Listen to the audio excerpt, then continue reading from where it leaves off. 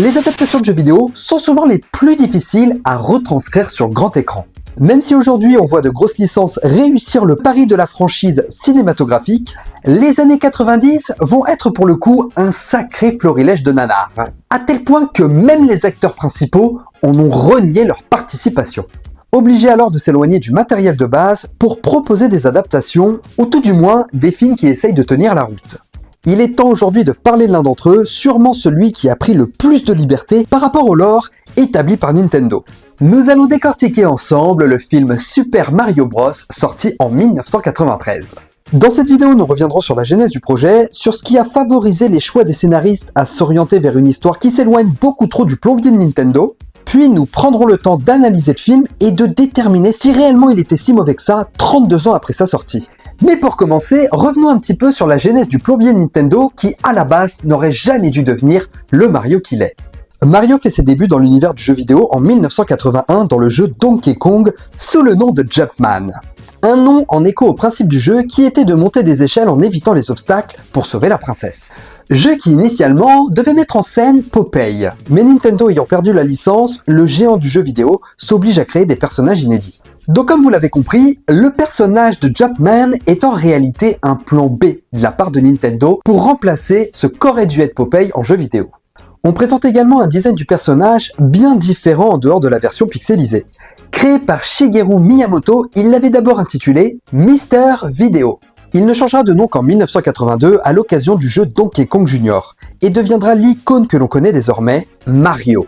Un nom qui représente aujourd'hui un personnage qui a révolutionné le monde vidéoludique. Et à la base, Mario ne devait pas forcément être seulement plombier, mais une sorte de caméléon. D'abord charpentier dans Donkey Kong, il ne devient que plombier dans le premier Mario Bros, faisant écho à l'environnement du jeu qui se déroule dans les égouts de New York. D'ailleurs, de nombreuses théories sont apparues quant à la volonté de vouloir appeler le personnage Mario. Une rumeur veut que le prénom ait été choisi en l'honneur du propriétaire des locaux de la société à l'époque de la création du jeu.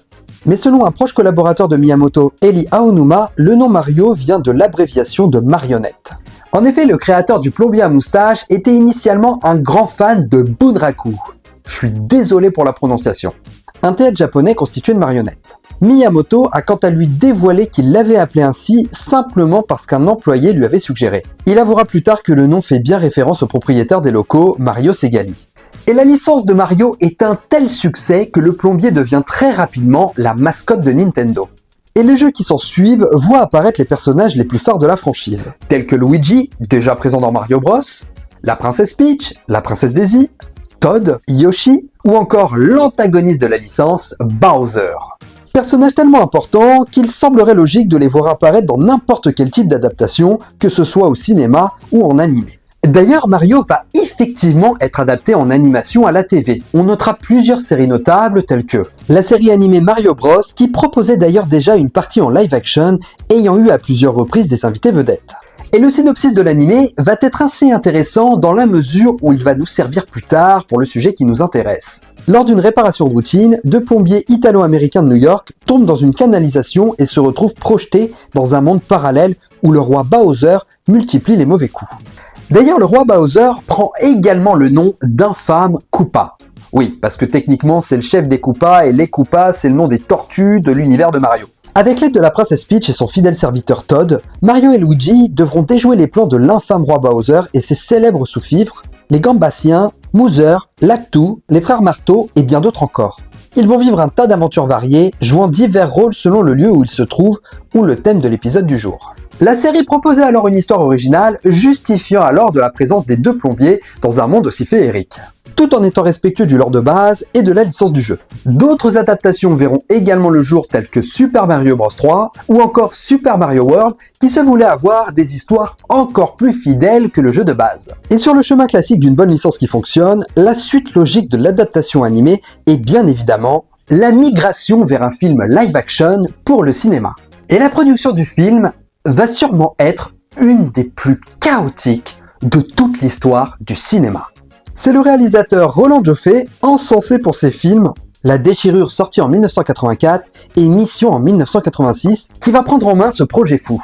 Il va travailler avec Nintendo, proposant alors l'idée d'adapter le plombier sur grand écran, l'idée étant de faire la même chose que Tim Burton avait réussi à faire avec Batman. Mais si Nintendo se laisse convaincre par ce projet audacieux, dans le milieu du cinéma, c'est pas tout à fait la même limonade et très peu de personnes veulent donner sa chance au réalisateur. Je fais peine à trouver un metteur en scène pensant d'abord à Harold Ramis qui décline très vite la proposition. Celui-ci avait d'ailleurs affirmé que ce choix de carrière était sûrement un des meilleurs de sa vie. Ça en dit long sur le reste. Bon, bah qu'est-ce qu'on fait? Je sais rien, moi. Et côté acteur, c'est pas mieux. Danny DeVito est pressenti pour jouer Mario, mais celui-ci refuse. Arnold Schwarzenegger décline également la proposition de participer au film, et Tom Hanks va également passer son tour. On va ensuite approcher Michael Keaton et Kevin Costner pour leur proposer le rôle de l'antagoniste du film, mais comme vous l'avez compris, ils vont dire non tous les deux. Joffé, toujours à la recherche d'un réalisateur, commence à s'intéresser de près à un jeune couple aux ambitions prometteuses, proposant une vraie identité artistique qui se rapproche du bug de la fin des années 70, que ce soit au travers de différents spots publicitaires ou de clips vidéo qu'ils ont pu réaliser. Il s'agit du couple Rocky Morton et Annabelle Jankel. Ils avaient surtout attiré l'attention de Joffé avec la réalisation de l'émission Max Headroom, personnage présenté comme une réalisation numérique, mais qui en réalité était un acteur habillé, maquillé pour lui donner un aspect artificiel. Loufoque, parano et sympathique, il est affublé d'un bégaiement entièrement fabriqué en images de synthèse. Alors je connaissais pas du tout à la base, j'ai regardé quelques vidéos, ça avait l'air très chelou. Morton et Jankel acceptent de se lancer dans ce qui va être leur premier long métrage important. Et vont commencer dès le début à prendre de très mauvaises décisions. Et malheureusement plus par vanité que réelle ambition artistique. Jim Jenwen et Thomas Parker proposent un premier script prenant la direction d'une histoire héroïque familiale, voulant retranscrire la féerie et l'esthétisme de l'univers Mario dans les jeux. Et le couple va tout simplement refuser le script, en y imposant leur propre vision du film, imaginant alors que Bowser pourrait prendre les traits d'un humain descendant des dinosaures et sèmerait la terreur dans un univers où les dinosaures auraient survécu pour évoluer eux-mêmes en humains. Ouais, et le pire, c'est que même encore aujourd'hui, ils sont persuadés que c'était une bonne idée. Ajoutez à ça, le nom Bowser est abandonné pour prendre celui de Koopa.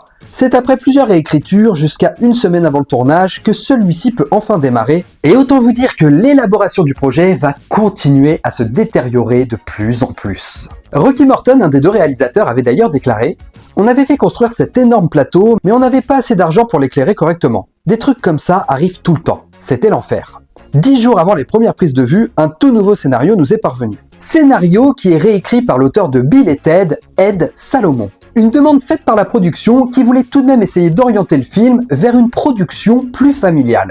Il a fallu s'adapter en urgence à ce script alors que des décors et des props avaient déjà été construits. Mais ce qui va profondément agacer le réalisateur, c'est qu'on lui interdit formellement de prendre contact avec le scénariste, la prod indiquant qu'il n'avait pas de temps pour ça. Ouais. Alors que celui-ci avait déjà tout préparé pour le scénario précédent, il avait tout storyboardé et fait valider par la production dans les moindres détails, considérant alors qu'on venait de chier sur son travail qui ne servait plus à rien. Je me souviens avoir brûlé mon storyboard sur le parking, désormais on allait tourner au fil de l'eau.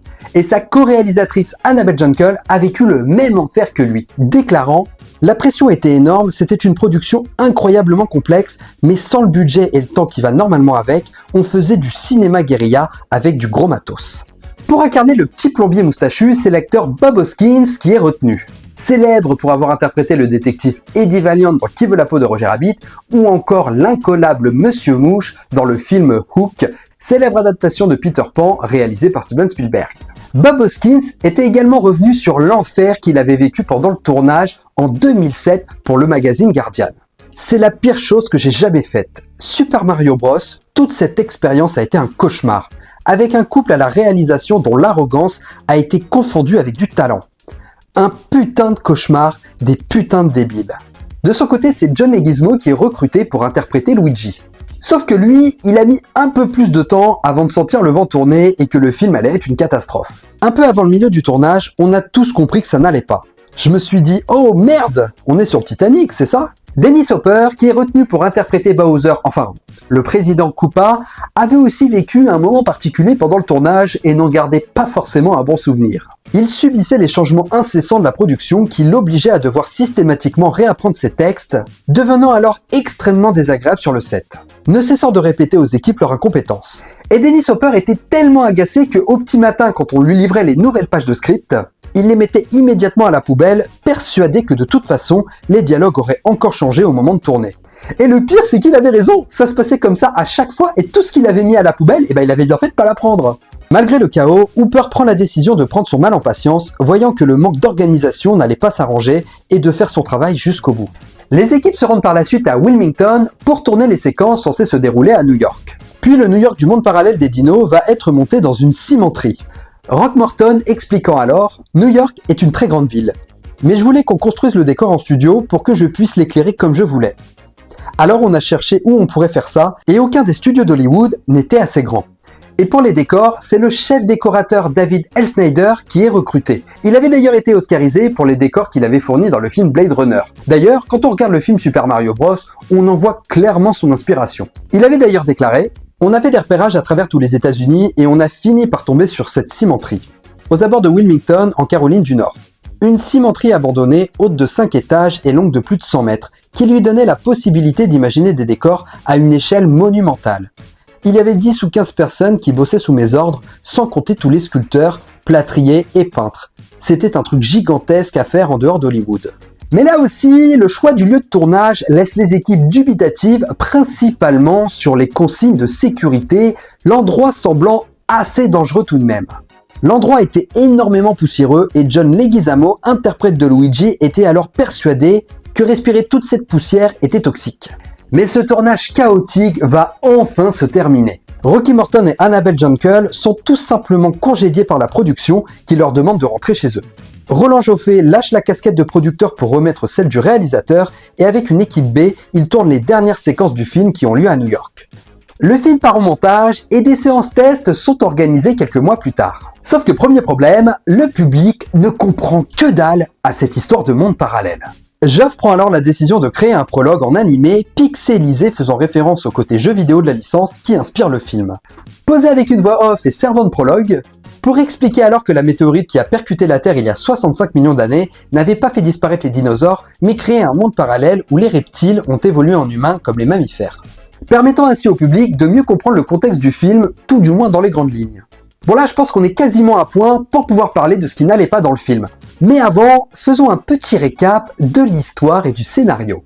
Mario, plombier dans la ville de New York, peine à joindre les deux bouts, sautant alors sur toutes les interventions qu'il peut trouver. Il prend en apprentissage son petit frère Luigi, qu'il a élevé seul, en l'absence de leurs parents. Un jour, Luigi tombe sur une jeune femme, Daisy, archéologue, qui bébé avait mystérieusement été déposée dans un couvent.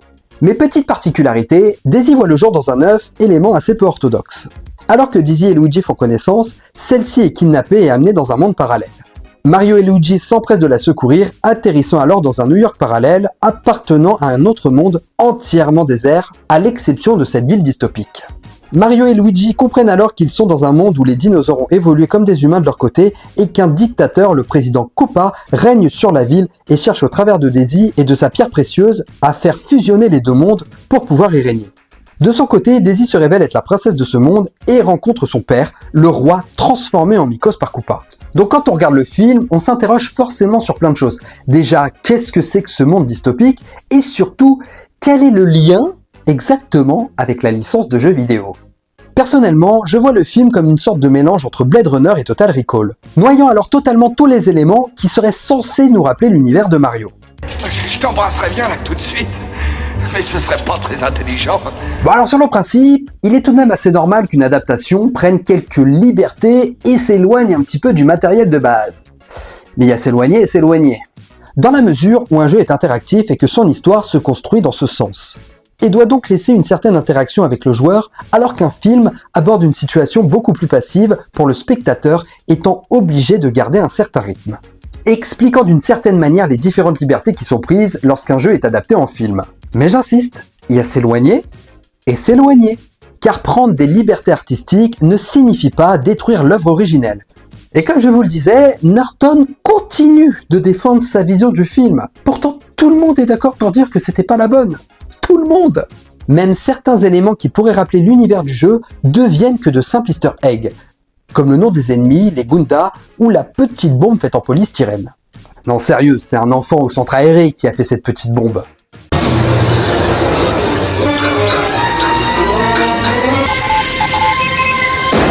Cependant, vous l'avez sûrement peut-être pas remarqué, mais un personnage phare de la licence Mario, et pourtant le personnage pas le plus facile à adapter, est bien présent dans le film.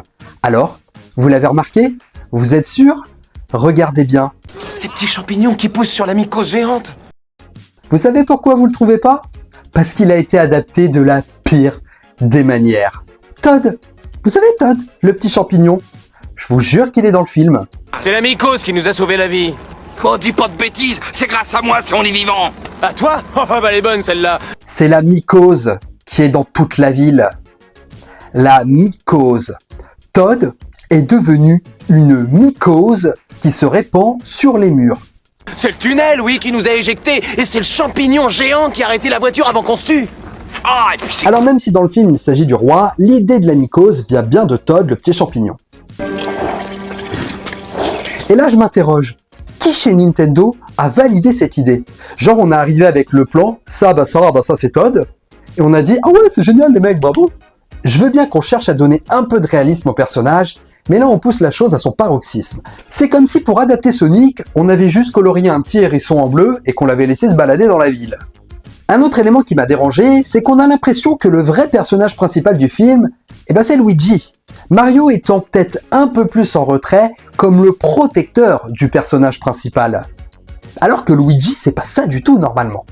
Mario et Luigi ont normalement très peu de différence d'âge. Et Luigi est plutôt présenté comme un garçon timide, facilement apeuré, se cachant derrière Mario face aux difficultés. Dans le film, il est intrépide, téméraire et surtout c'est autour de lui que se construit l'intrigue amoureuse avec la princesse, ayant un énorme écart d'âge avec Mario qui les conduit plus à une relation père-fils que celle de deux frangins bien mieux gérés dans le film d'animation. Et oui, on a fait le choix de ne pas adapter la princesse Peach. Je sais pas. Celle qui normalement doit être le love interest de Mario, Daisy n'étant alors pas encore existante dans la licence, n'arrivant que 3 ans plus tard dans le lore du jeu. Et Koopa, Koopa, Bowser. C'est quoi cette coupe de cheveux? Il faut reconnaître que le design de Koopa permet de fortes économies de maquillage et d'effets visuels, à tel point que lorsque Mario et Luigi le coincent dans le désévolueur, quand il était dans le désévolueur, là je me disais ça y est, on va voir la tête de Bowser. Eh ben non. Non, il utilise effets lumineux et puis il ressort normal, tout brushingé, pas de problème, tout va bien. Même le climax du film nous montre un dino dégueulasse, loin du design de Bowser pour finalement terminer en simple flaque.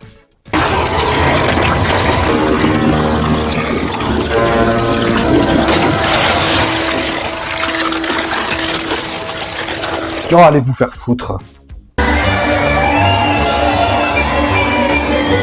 Bon, ils ont quand même fait l'effort d'adapter Yoshi.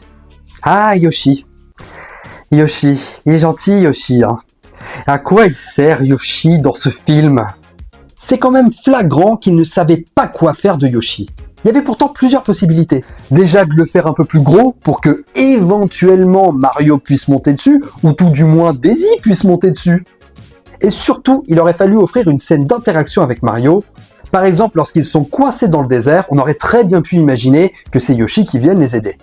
Et puis au vu de la tronche dégueulasse de Yoshi, autant vous dire qu'ils allaient pas vendre des pluches avec ça. Et puis rappelez-vous qu'à la base, Yoshi, c'est un animal qui mange des fruits. Pourquoi vous en faites un carnivore?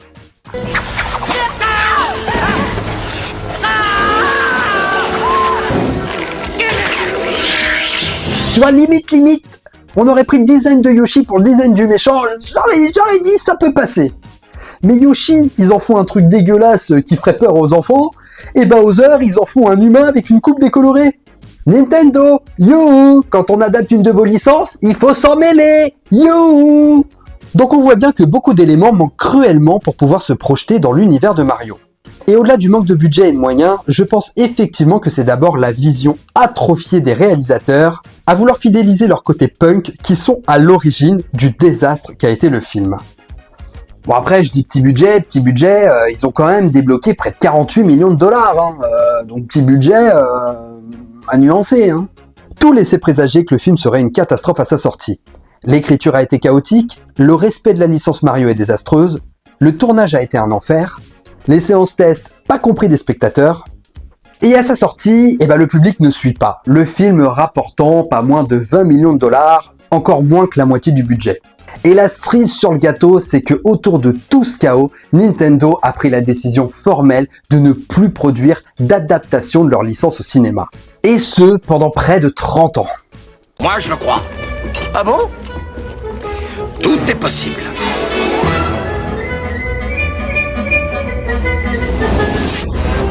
Mais si 32 ans après, on fait le bilan du film et qu'on s'arrache un petit peu du prisme de son adaptation par rapport au lore original et du jeu vidéo, est-ce que Super Mario Bros, c'est un film si nul que ça?